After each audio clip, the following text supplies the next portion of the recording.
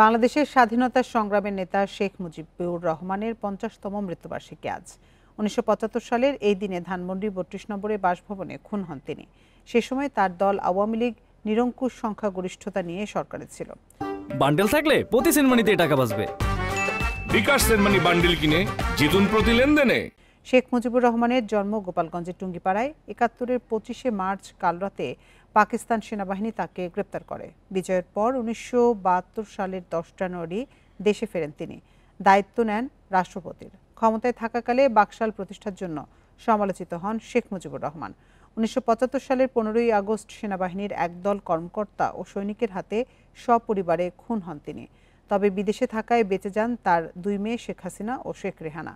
১৯৯৬ সালে শেখ হাসিনা ক্ষমতায় আসার পর তার পিতার হত্যার বিচারের উদ্যোগ নেন। ২০০৯ সালে ফের ক্ষমতায় এসে বিচার প্রক্রিয়া শেষ করেন। আওয়ামী লীগের সময় ১৫ আগস্ট জাতীয় শোক দিবস হিসেবে পালিত হলেও গণ অভ্যুত্থানে হাসিনা সরকারের পতনের পর তা বাতিল করে অন্তর্বর্তীকালীন সরকার।